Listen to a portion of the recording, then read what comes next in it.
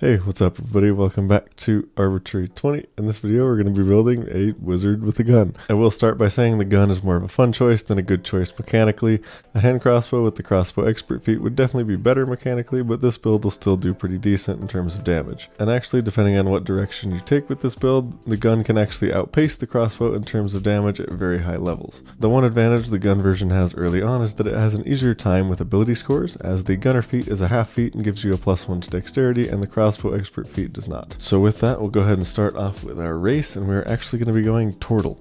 The highest our dex will ever be on this build, even after the +1 from Gunner, will be a 13. We need at least that for multi-class purposes, but that's not going to end up giving us a very good AC. Custom Lineage or Variant Human would be nice to get our feats going earlier, but that would give us an even harder time with ability scores, and our AC wouldn't be very good going that route either. The build still does fine damage-wise, even with those feats being delayed. Though I guess if you do roll incredible stats and you can get a 16 or 17 AC with just studded leather, then you could go Custom Lineage or Variant Human.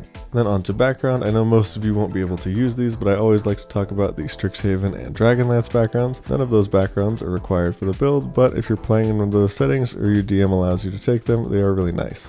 And for our ability scores, assuming point buy, we'll have a strength of 8, a dexterity of 12, a constitution of 13 +1 for a total of 14, an intelligence of 15 +1 for a total of 16, a wisdom of 8, and a charisma of 15 +1 for a total of 16. And if you're rolling for ability scores, I would prioritize charisma first, intelligence second, constitution third, and dexterity fourth. And for our ideal equipment, we don't really need much on this build. You'll just need to get an arcane focus, a pistol, and a spellbook. And if you're not a turtle, you'll need to pick up some studded leather as well. And as usual, if you can't get that from the get-go, just start as close as you can and then work up to it over the course of the campaign. And with all that out of the way, we'll get started with our first 2 levels here, and we'll actually be starting Warlock, taking 2 levels of Hexblade. This is of course mainly so we can hit with our charisma modifier, but Hexblade's curse will also be a nice single target damage bonus. And for the spells we want to pick up in those first 2 levels of Warlock, I would go for Eldritch Blast, Hex, and Shield. I'll talk about Eldritch Blast in a moment, but Shield is just a nice defensive bonus, and Hex will be a good damage spell early on. And lastly here for these first 2 levels of Warlock, our Eldritch invocations are going to be Agonizing Blast and Repelling Blast.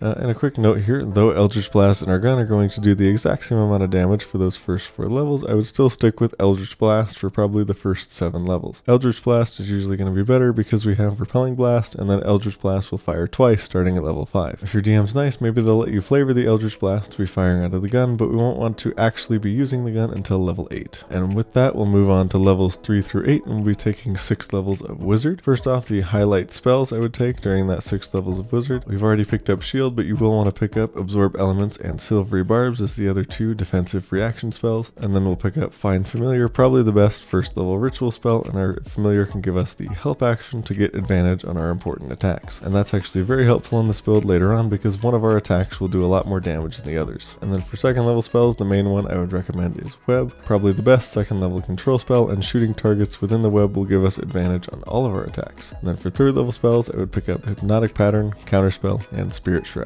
Hypnotic Pattern being another really good control spell, Counterspell obviously for when we go against other spellcasters, and Spirit Shroud will be our new best damage option. Though Spirit Shroud can be a bit risky as you have to be within 10 feet of the target. That is going to be worth that risk against some targets, but I would probably lean more on the control spells like Hypnotic Pattern and Web. And for the feat we get at Wizard level 4, we'll of course be taking Gunner like we talked about at the beginning. And as the title suggests, the Wizard subclass we'll be taking is the Bladesinger. First we'll pick up Blade Song. This is a nice boost to our movement and AC. With this bonus, the Shield spell, and being a turtle, our AC can reach a 25. If we went Custom Lineage or Variant Human, this would only be a 21 with studded leather. And then we get the Bladesinger's version of extra attack that also allows us to cast a cantrip. This is one of the core pieces of the build, and we're going to talk about those combat tactics right now. To start off a combat, you usually want to start off with your Blade Song and then cast a big concentration spell like Web or Hypnotic Pattern. And then on rounds thereafter, you'll want to take the attack action to fire your pistol once, then you'll use the Bladesinger extra attack to cast a cantrip instead of a second attack, and you'll fire 2 Eldritch Blasts. If you'd rather focus on damage instead of control, which you likely will when you're against something like a boss with legendary resistances, you can use Spirit Shroud and Hexblade's Curse instead of Web or Hypnotic Pattern. That would delay entering Blade Song until round 3 if you still use it at all, but I think it's worth it for the damage increase. And speaking of damage, the DPR numbers in those various situations we talked about will be showing up on the screen now, and you can pause if you'd like to read them. And now for the rest of the build, there's actually actually two different versions we're going to be talking about. Version 1 will be a bit more martial focused, taking 7 levels of Eldritch Knight to get a cool interaction with one of the Eldritch Knight's features. And version 2 will still take a single level of fighter, but it'll finish out the rest of the levels in wizard to eventually get 9th level spells. Both of these variants are powerful, it just depends on what you want to specialize in. At some point in either of these versions, you could consider 2 levels of artificer to get a repeating shot pistol, though I would only do this if you have no other way to get a magic pistol. If you happen to have an artificer in your party, you could also ask them for one as well. And with that, we'll start going over version 1 first. Like I said, we'll be taking 7 levels of fighter at levels 9 through 15. The first big thing we get is going to be the archery fighting style. This is amazing on any character that uses ranged weapons. Then at level 2, we'll pick up action surge. This is definitely more of a sustained damage build, but with action surge, Hexblade's curse, and spirit shroud, you can have a pretty decent Nova round on round 2. And the feat I would pick up at fighter level 4 is sharpshooter, with the ability that lets you do the -5 to the attack roll for a +10 to damage. This is one of the best feats in the game for damage.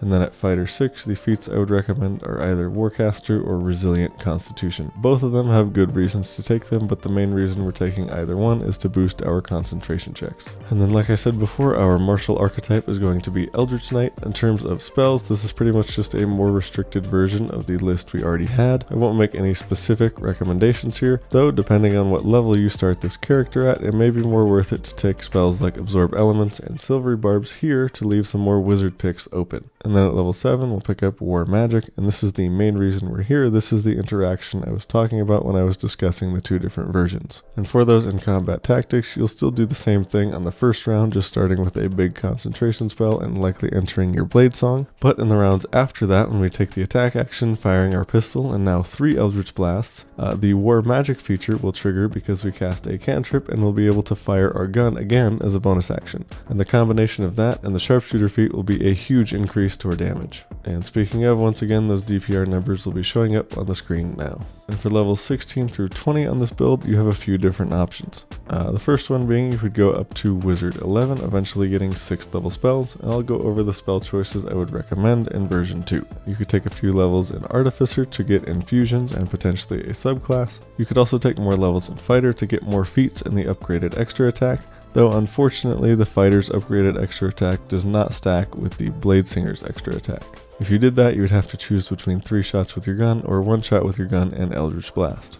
And now we'll go over version 2 of the build. At level 9, we'll just take 1 level of fighter to pick up the archery fighting style. And at levels 10 through 20, we'll be taking wizard levels 7 through 17.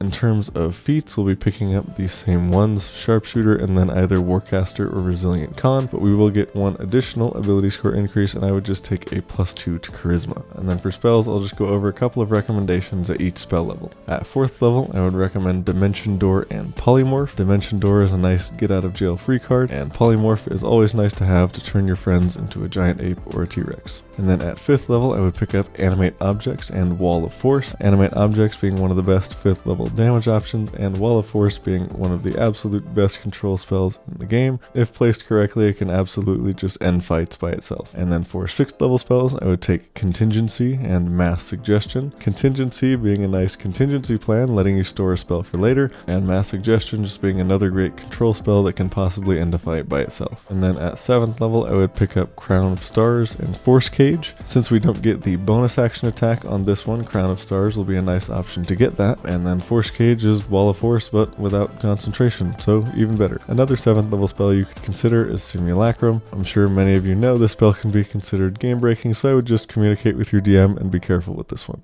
And then at 8th level, I would pick up Feeble Mind and Maze. If you actually get Feeble Mind to go off, whatever creature failed that save is going to be having a really rough time for the next 30 days. And then Maze is actually guaranteed to go off, requiring no saving throw, removing whatever creature you target from the combat for at least 1 round, pretty much guaranteed. The only thing they can really do is counterspell it. And then finally at 9th level, I'd recommend Foresight and Wish. Wish being pretty self-explanatory, being able to cast pretty much any other spell in the game. And then the main reason to pick up Foresight is it will give us advantage on all of our attack rolls for 8 hours. And our tactics don't actually change that much on this version, but we have picked up higher level spells and sharpshooter. So with that, the adjusted DPR numbers will be showing up on the screen now. But that's all I have for this build. Leave a comment down below letting me know what you guys thought of the build or which version of the build you would play. If you'd like to check out our last build guide, you can do so right here. Otherwise, thank you guys for watching. I hope you have an awesome day, and I'll see you in the next one.